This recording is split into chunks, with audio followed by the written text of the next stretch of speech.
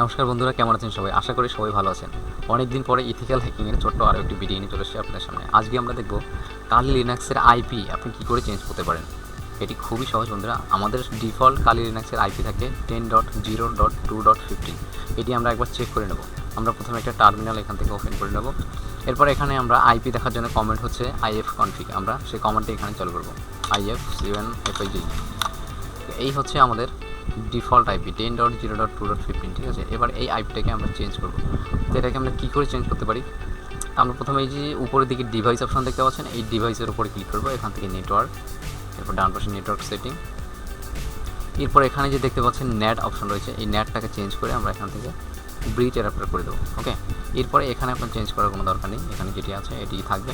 এখানে আপনার দুটো অপশন থাকতে পারে, তো আপনি চুজ করবেন ফ্যামিলি কন্ট্রোলার, ঠিক আছে। এরপর এখানে অ্যাডভান্স অপশনে চলে যাবেন। এখান থেকে কেবল কানেকশনটা আমাদেরকে টিক মার্ক তুলে দিতে হবে। একটু পরে যদিও আমাদের এই টিক মার্কটা আবার দিতে হবে, তো এবার আমরা তুলে দিয়ে ওকে করে দিচ্ছি, ঠিক আছে। এবার আমাদের এটি ডিসকানেক্ট হয়ে যাবে ইন্টারনেট থেকে, যে কারণে ওই টিক মার্কটা একটু পরে গিয়ে আমাদের আবার দিতে হবে। আমরা এটি ক্লিন করে নিচ্ছি।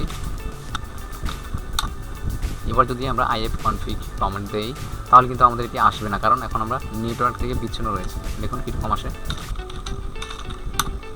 দেখুন এবার কিন্তু আমাদের আইপিটা ঠিক বোঝা যাচ্ছে না, ঠিক আছে।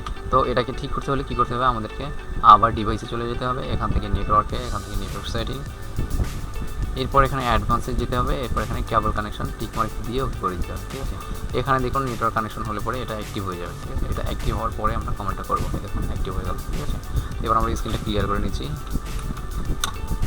এবার যদি আমরা IF config করি তাহলে দেখুন কী ঘটে।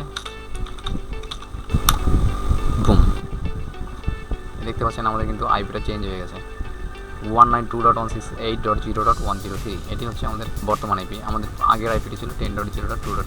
তো বন্ধুরা এভাবে করে খুব সহজেই আপনি কিন্তু আপনার আইপিটি চেঞ্জ করে নিতে পারেন। তো বন্ধুরা এই ছিল আমাদের আজকের ভিডিওটি যদি ভালো লেগে থাকে অবশ্যই লাইক কমেন্ট শেয়ার করবেন।